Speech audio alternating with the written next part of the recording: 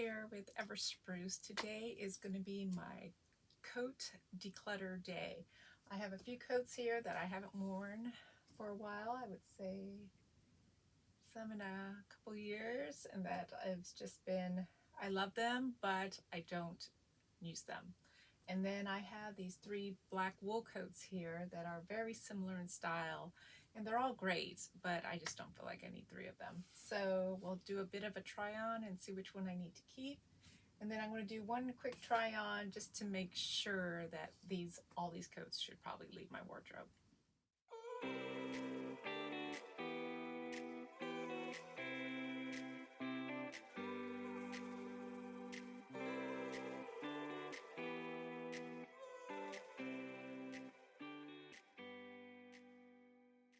Okay, I think we did pretty good. We're getting rid of 8 coats, jackets, and keeping 4. So I'm keeping a third of the 12. So not too bad. Thanks for tuning in and watching me declutter my coat section of my wardrobe.